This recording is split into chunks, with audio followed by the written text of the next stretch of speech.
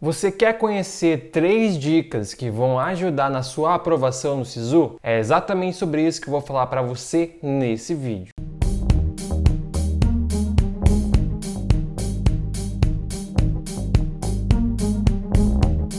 E aí, gurizada, beleza? Bem-vindos a mais um vídeo do canal Instituto Ensino de Potência. Eu sou o professor Eduardo e todo mundo aí já deve estar cansado de saber que nos dias 6 a 9 de abril, entre os dias 6 a 9 de abril, a gente vai ter as inscrições para o Sistema de Seleção Unificada, o SISU 2021. Então a nossa primeira edição do SISU vai estar acontecendo aí no mês de abril. E em meio a isso, muitas pessoas já estão começando aí a ficar ansiosas a respeito das estratégias que elas vão ter, que elas vão utilizar no SISU. Devido a isso, devido a este ponto e muitas pessoas aí estarem solicitando isso para mim, tanto aqui no Instituto de Ensino de Potência, como lá no Instagram, eu estou gravando hoje esse vídeo para estar falando para você sobre 3 dicas, sobre 3 coisas muito importantes e que com certeza essas coisas vão ajudar muito na sua aprovação. São coisas que vão influenciar diretamente na sua aprovação. Então chega de enrolação, bora lá, vamos conhecer as 3 dicas.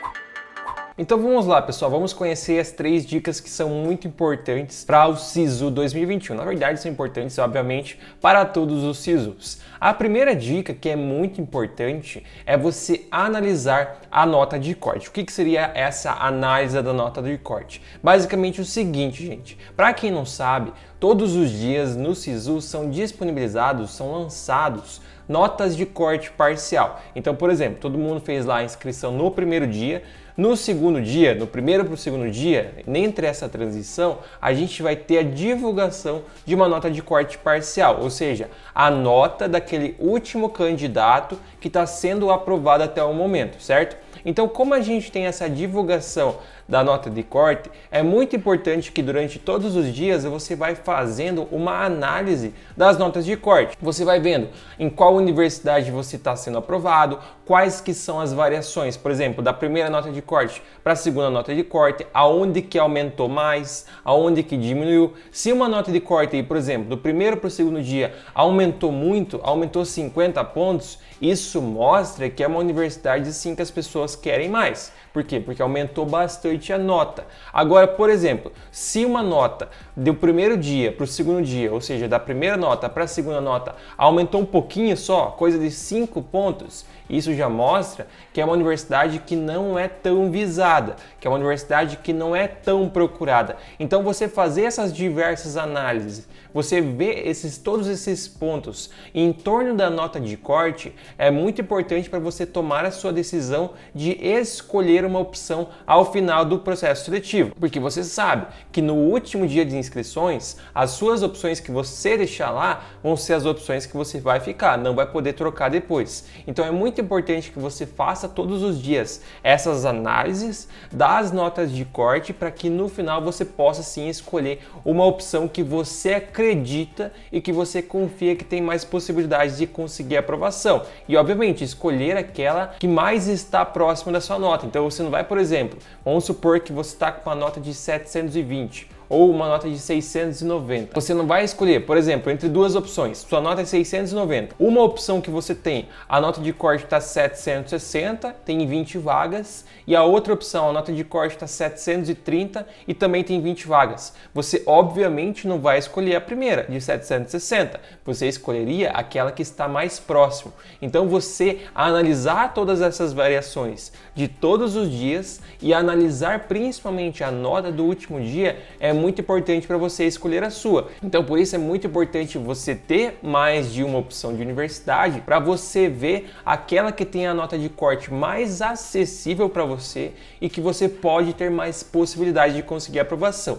E, obviamente, se você tem uma nota para estar acima da nota de corte, por exemplo, a nota de corte está 720, a tua nota é 750, nesse caso é bom, por quê? Porque você está distante. Agora, por exemplo, a sua nota é 750, 650 e a nota de corte é 740 até aquele momento, essa já é uma opção para você ficar de olho. Às vezes pode aumentar bastante. Então é muito importante que você faça todas essas análises em torno da nota de corte. Por que eu falo isso? Porque tem muitas pessoas aí que simplesmente vão lá, se inscrevem, deixam as opções e nem veem as notas de corte. Depois são reprovadas, nem participam da lista de espera, não entendem a lista de espera e não entendem esse contexto.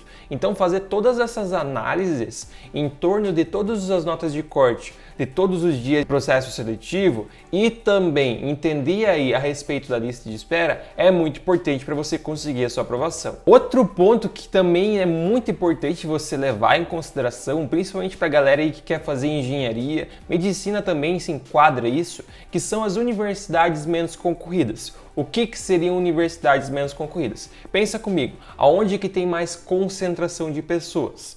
Nos grandes centros, nas capitais. O que isso ocasiona? Isso ocasiona que as universidades dos grandes centros, as universidades das capitais, elas sejam mais concorridas. Se tem mais concorrência, consequentemente, a nota de corte vai ser mais alta e a lista vai rodar menos. Beleza? Beleza. Então o que isso quer dizer? Isso quer dizer que, obviamente, nas universidades mais afastadas, nas universidades de interior, a gente vai ter menos concorrência, que é o que de fato acontece. Nas universidades aí de municípios de 40 mil habitantes, de 100 mil habitantes, a concorrência ela é muito menor que nas universidades dos grandes centros. Vou dar um exemplo. Por exemplo, a UTFPR. A UTFPR tem um campus em Curitiba e tem campus em cidades pequenas. Com certeza absoluta, você pode ir conferir isso, a concorrência nos campos de cidades, de municípios menores, é muito menor que no campus de Curitiba. E isso a gente pode avançar para todas as outras universidades. Então, se você tem aí possibilidade de ir para uma universidade de interior, de ir para uma universidade que fica no município mais afastado, no município menor, é muito importante você olhar isso com bons olhos. E eu não digo para você, vai lá, entra nessa universidade de interior e acabou, você vai ficar nela. Não. O que você pode fazer? Você pode pegar, ser aprovado na universidade de interior e depois de um semestre, 2 semestres, 3 semestres, você se transferir ou tentar a transferência para uma universidade de capital, para uma universidade num grande centro. Então, analisar essa questão das universidades que são menos concorridas, que são as universidades de interior, é muito importante para quem não tem aquela nota para conseguir aprovação. Se você tem, por exemplo, mais de 800, mais de 760, você não precisa nem se preocupar tanto. Mas aí para as pessoas que não têm uma nota tão acessível, que não têm uma nota tão alta, olhar as universidades de interior com bons olhos, que são as universidades menos concorridas, é muito importante. Daí o que você faz? Como eu já destaquei, você entra, começa a cursar lá e depois você pode se transferir. Então essa questão de ser menos concorrida, ela serve principalmente para aqueles cursos que não são medicina. Medicina nesses municípios menores também é concorrida. Obviamente que não vai ser concorrida como uma USP da vida, que é uma universidade extremamente visada e extremamente procurada. Mas, por exemplo, uma universidade no interior de Goiás vai ser menos concorrida do que a USP da vida, certo? Então é muito importante você olhar assim com bons olhos as universidades do interior. Analise as notas de corte dos anos anteriores, vê como que foram as notas de corte, qual que foram os valores, tanto no último ano quanto nos outros anos. Analisa isso, vê isso, que você tendo esses dados, podendo obter esses dados e analisando eles, você consegue escolher e ter uma noção de como pode ficar a nota daquela universidade. E a nossa terceira e última dica é a respeito da lista de espera. A lista de espera ela é uma coisa assim que muitas pessoas nem conhecem e muitas pessoas nem entendem. A maioria das pessoas acha que o SISU é só a primeira chamada e acabou. Você não pode participar da lista de espera. Então assim, você tem que primeiramente entender o que é a lista de espera e como que ela pode te ajudar, certo? O que seria a lista de espera? A lista de espera são as listas de convocações posteriores à primeira chamada. Então, por exemplo, teve os aprovados da primeira chamada, as vagas que sobram da primeira chamada vão sendo chamados na lista de espera até completar todas essas vagas. Então, muitas vezes, pessoas aí que estão na posição 50, ou até como foi o meu caso, que na primeira chamada eu estava na posição 175, no final a gente pode conseguir aprovação. Por quê? Porque a lista de espera roda. Então é muito importante você saber como a lista de espera costuma rodar. Como que você pode fazer para ver como a lista de espera rodou nos outros anos? Acesse o site da sua instituição, acesse o site da sua universidade e procura pelas listas de chamada. Lista de chamada de 2020, lista de chamada de 2019, vai lá e procura isso. Encontrando isso lá, você vai ver até qual posição mais ou menos eles convocaram, até qual nota mais ou menos eles convocaram, quantas chamadas eles fizeram, e você sabendo isso, você analisando isso, tanto do último ano como dos outros anos, você consegue ter uma noção de como a lista de espera costuma rodar. Se é uma lista de espera que roda muito, tem muitas chamadas, tem muitas convocações, ou se é uma lista de espera que roda pouco, tem poucas chamadas. O que isso ajuda? Isso ajuda na sua tomada de decisão. Se for uma lista de espera que costuma rodar bastante, é muito importante para você escolher uma opção assim, se você não tem chances tão altas de ser aprovado na primeira chamada. Se você está com uma nota mais baixa, é muito importante que você escolha uma opção que a lista de espera rode bastante, para assim aumentar suas chances de aprovação. Então, por isso, busque por essas informações de lista de espera para você saber quais são as universidades aí que você tem possibilidade de ir, que costumam rodar mais a lista de espera, que costumam ter mais chamadas e que costumam ter convocações de mais candidatos. Tem universidades aí que chegam até a lista de chamada nominal, e a chamada nominal é uma chamada assim que costuma rodar mais ainda a lista de espera. Então analise isso, que com certeza pode te ajudar muito. E uma última coisa para estar falando aqui, as universidades de interior, por serem universidades mais afastadas, além delas serem menos concorridas, o que também influencia diretamente nisso, as listas de espera nas universidades de interior costumam rodar mais. Por quê? Porque é aquela questão, a universidade afastada, no município pequeno, quem é de capital dificilmente vai querer ir para uma universidade de interior. Então, por isso,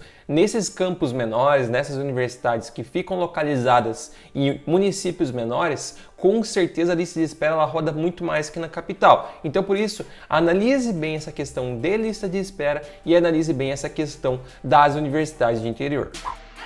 Então é isso, gurizada. Basicamente são essas as 3 dicas que eu tenho a dar para vocês, para que vocês possam conseguir a sua aprovação. É muito importante que vocês analisem bem e cuidem bem disso. Nos próximos dias eu vou estar trazendo mais vídeos para vocês a respeito do SISU, a respeito do ProUni, a respeito de todos os programas e também do Enem. Então, por isso, se inscreva aqui nesse canal e ative as notificações para não perder nenhum vídeo, nenhuma dica e nenhuma novidade. Não se esquece de deixar aquele like para que esse vídeo tenha mais destaque no YouTube. E é claro, gente, siga a nossa página lá no Instagram, o @ensino de potência. Muito obrigado a todos que assistiram, bons estudos, um grande abraço, valeu e até a próxima!